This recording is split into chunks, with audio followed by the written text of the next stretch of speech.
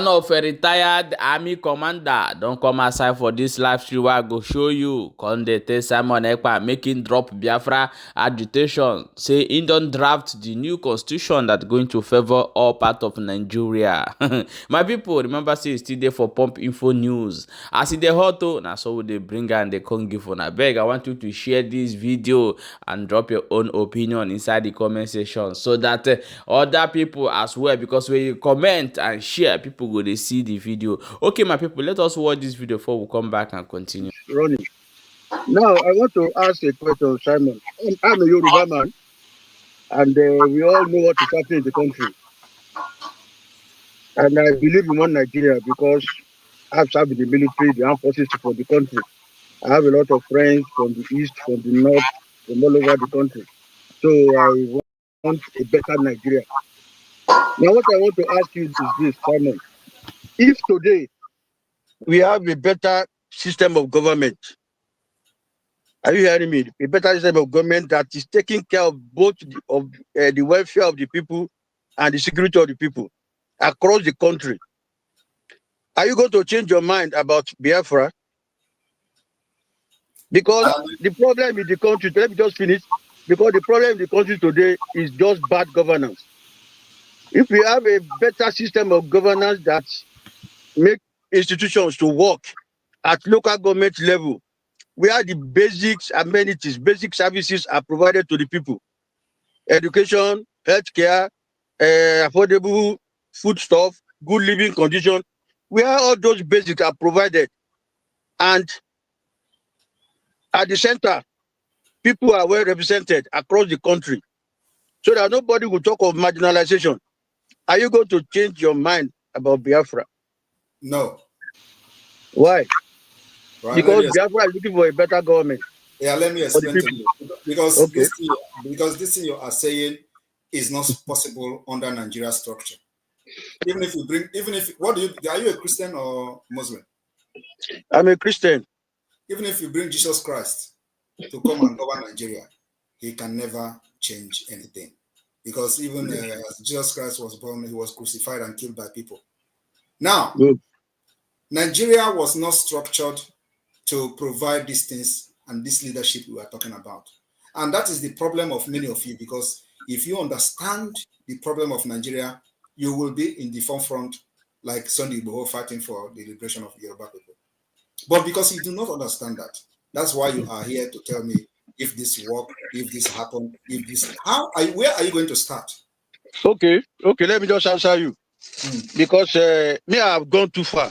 I have seen a lot in the country, and I have been trained to the highest level of administration in the country as a retired senior army officer. I looked at the problem of the country, and I decided to come up with a new constitution for Nigeria. I don't know if you can see a copy here. I came up with a constitution that takes care of all the tribes, all the what do you call it? All the groups in Nigeria. Please, if you are going to ever go visit Southeast, don't have your ID card though. If what? Don't ever go to Southeast with your ID card if you are in Nigeria army. No, I know there's problem in the Southeast now. We are trying to. I'm just advising you as person that is. So I understand you. We are trying to solve problems now. You know one thing, Simon. When we got independence, we had problem in Nigeria when we were running parliamentary system. And how did the problem happen? The problem happened in the western part of the country. Today, if any group or any region decide to secede from Nigeria, and you don't have the right system of government, the same problem we are facing in Nigeria today, we will face it in any of the regions. Okay, so you believe the problem of Nigeria is in the constitution? Of course, that's why I have to write the new constitution. But that is not true. Let me explain.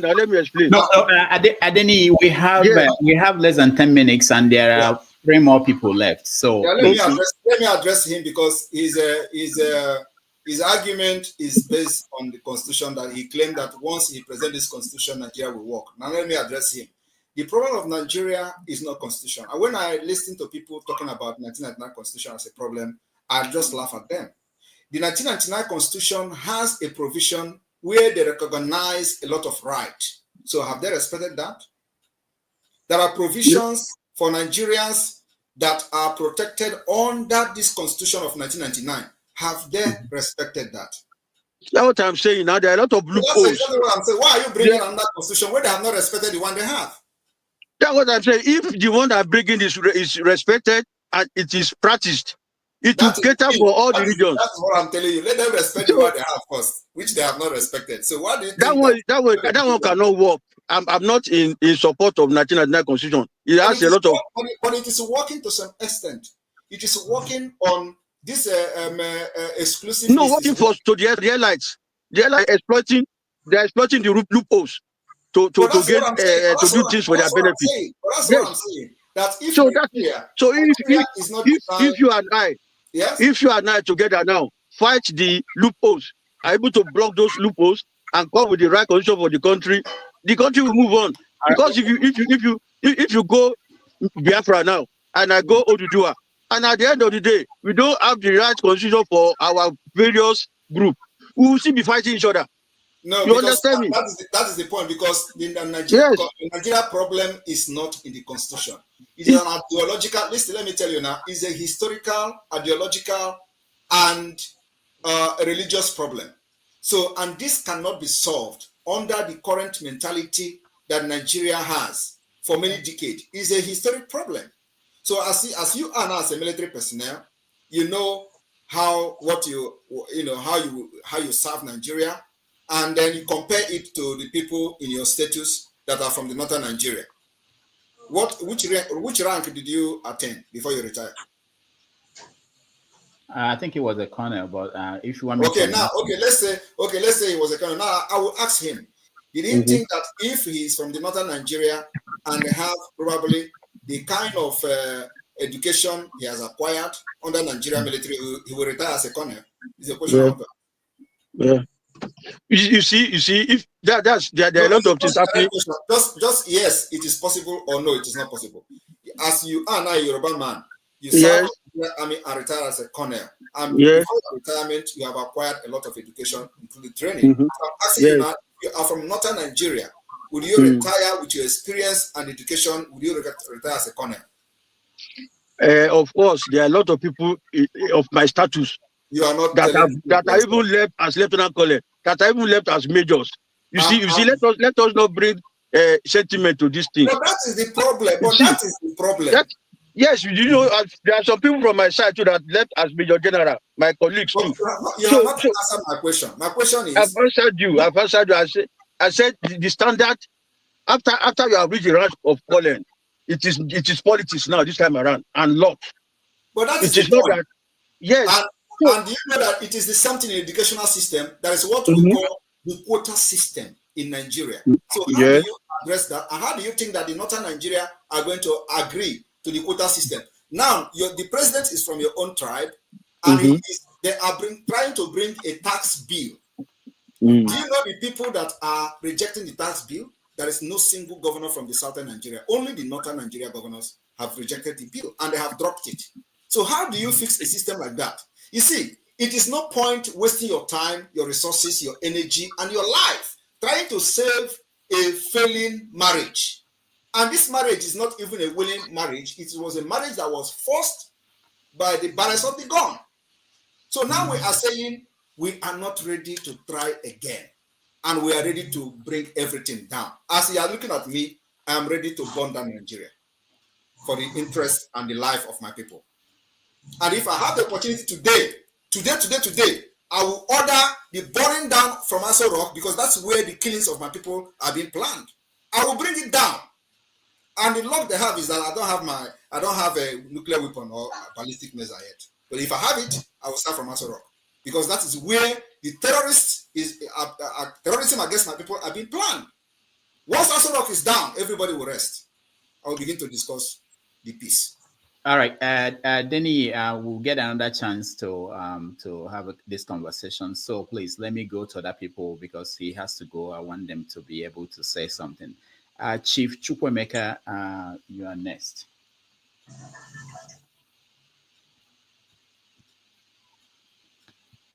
Yes, good evening, ladies and gentlemen. Yeah, I greet you. The Biafra, where they belong.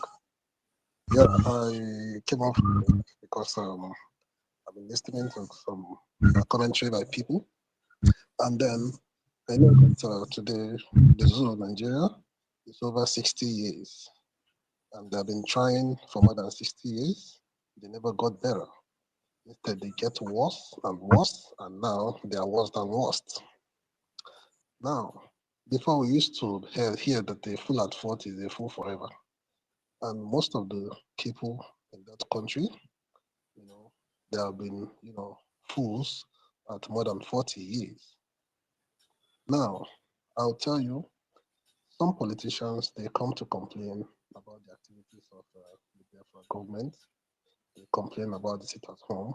Chief But they never Chukwemeka, we can't hear you. We can't hear you well. If you have a question, just go straight to your question, please. Yes. What I want to ask first, I want to commend the Prime Minister and his cabinet for what they have been doing for the Biafran people.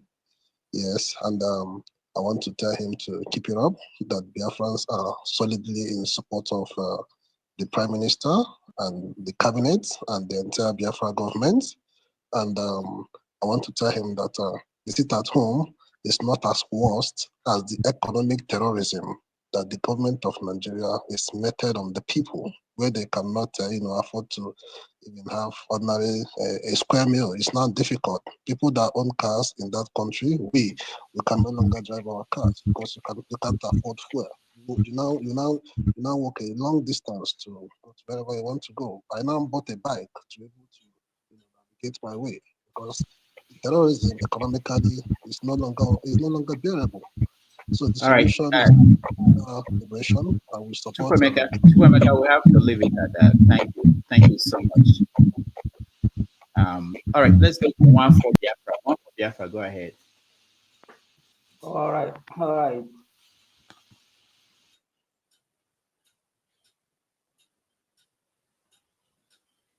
Rudolph, we cannot hear you. So one for Biafra, you're muted. I have the next 8 minutes. Yeah, no. One for Biafra, you're muted. Okay, can you hear me now? Yeah, go straight to your question, please. Yeah. So now, what I want to say is that I pity the likes of Dr. Chid and the others. Now, if you listen to Nnamdi Kanu's last broadcast before he was kidnapped, you will understand that he prophesied about his departure and the coming of Zagoreba. Go and listen it very, very well and understand the facts there, that he knows everything that is going to happen. Therefore, I have no too much. That's exactly the point I want to bring out to those who are asking useless questions here. So go and listen and hear Nnamdi Kanu prophesy about his departure and the coming of Zagoreba. And that's all about it. So I congratulate you, my PM. We are waiting for December 2nd, and God will make it a reality. God will make it a success. Thank you, Biafra, Prime Minister. Thank you. This is my first time of talking to you first one-on-one. God bless you. We are supporting you. We are behind you. And thank you very much. Come 2nd December, everything is going to come to reality. Thank you. All right. Thank you. Now the final person is Jeffrey Azuka. Go ahead. Yeah, good evening, everybody. Good evening, Dr. Damages, and good evening, Prime Minister Simon Ekpa. This is my first time of actually getting to any platform to ask you questions, even though I've tried to get on your space multiple times to ask questions. Well, my question would be, first of all, I would say there's a statement or a saying that what authority does a man have to tell another man what to do or impose to another man what to do outside of a contract or an agreement? So I have gone through the Biafra charter and tried to read through it multiple times over and over again, and I've seen a lot of information which is really, really good. I can say it's almost similar to that of the American what they say constitution, like they have the First Amendment and all that. But the only thing is, when they defined that document, it did say it's a memorandum, and and other words, like one of which it says it's a contract. So, like I said before, outside of a contract or a crime, there is no, outside of a contract or whatever, there is no crime. So, what I'm saying uh, is that document, is that the full disclosure for anyone who's saying, oh, they support, because I'm a Biafra, and I wouldn't say, and I support 100% everything you're doing. Nigeria, they've messed up so much that, like you say, if you have what they call it, the nuclear weapon, I'll be the first person to help you press that button to destroy our Rock and everything. So my question is, are we being given full disclosure to say that document, that preamble of the Biafran Charter is going to be held to high esteem, knowing that they say a man's home is his castle. So what are the plans that are being put to make sure that those written words that are in there are not being violated by maybe the new government who will be coming in and all that? And then my last question would be, No, what no, would one question only, please. okay, so what is the punishment for people who make false claim about other people? Just like some other guy came up moments ago and said, oh, he got report that you scam people. What would be the crime of people who make false claims against other people in Biafra land? Thank you very much. That what you saw was just a charter, which is, like you said, maybe I would say the First Amendment or stuff, but that was the Charter of Biafra that was adopted during the last year convention in Finland. And this year convention, with the result of the self-referendum, we are going to vote on the Biafra Constitution. The Constitution has been drafted with over 200 and something articles. And so it is something that will form the legal base for everything we are doing. So this question is well addressed in the Constitution. It has to do with the law of Biafra and how people will be punished if they commit any crime and stuff like that. So it is well defined in the Constitution of Biafra, which will be voted for and adopted during the next convention that is starting on the 29th of this month. So, and then of course it will be in the public after that, and so people can go and see their constitution. And that constitution is also subject to amendment. It must be upheld in addition to the treaties that Biafra government will sign in Finland. So, of course, what we are doing is to provide the opportunity that Nigeria never provided for our people: justice, equity, and fairness. All right. Thank you, Jeffrey. Before you give your final comment, I just want to say that this platform, we don't encourage violence, obligated by law to make sure that I say that we don't encourage violence, action by anybody at any time. All right. So, Mazi Simon, your final concluding words. Yeah, thank you very much. We are also not condoning any violence. We are only defending ourselves. And of course, we are going to defend ourselves using every mechanism available. When Nigeria brings violence, you defend yourself using violence. You don't expect somebody to come with gun to kill you, and then you go and defend yourself with a stick. You go with gun. If they come with AK-47, we go with AK-47 to defend ourselves. If they come with the GPMG, we go with the GPMG. If they come with the RPG, we go with the RPG. The only thing we don't have yet is armored tank, which they come all the time with armored tank. They come with aircraft. We don't have it, but we defend ourselves with whatever we have. And we have anti-aircraft we use to defend ourselves whenever they come to bomb our people. So we have been doing that and doing that very well. So, like I said, I am very happy to be here to make some clarification today and answer question, though I was expecting more of Nigeria question than this Biafra supporters. But at the same time, I wish to be here next time so that those, and the next time if I'm coming here, Rudolph, make sure that you bring people that will really screw me with questions and difficult ones, because it is good. I'm not for them, because I know many of them will never, ever, ever agree with what I'm doing. But my target are those who may not even be here, but somewhere listening. Those are my target, because I can never please everyone. So somebody have commented that I should stop sit at home. Sit at home is not going to stop. It is one of the mechanisms we are using. It is one of the approach we are using. Like I have said, the 4 approach we are using to get Biafra today is the political approach, the diplomatic approach, the armed struggle approach, and the civil disobedience approach. So this civil disobedience approach falls under the sit at home. So sit at home can never stop, because we will never allow Nigeria to breed in the southeast and south-south until Biafra is recognized. So thank you all. Anybody that have questions, always remember that I am open to receive your questions and answer them. You can contact the Biafra government through the chief of staff or the Biafra government media teams. You can contact them, and then also for those. Welcome back, my wonderful people. When I don't hear I seen TikTok, I'm saying get a new constitution where you don't draft at, so we go favor all part of Nigeria. As you know, recently, so many stakeholders are running head scatter in order way to make sure that Tinubu reconstitution Nigeria or bring new constitution in other way to have peace in the country. But it's very clear that the Biafran people have made their as in fact their demand are very clear on social media, is everywhere. What they are demanding right now is the immediate release of Nnamdi Kanu and give them referendum for them to decide their fate in the Nigerian state. My people, na so e be o. Na say ma bring and come show you. Abeg may una also share the video and drop your own opinion for inside the comment section. And don't forget to follow this page and our YouTube channel so that you go to get our updates back to back.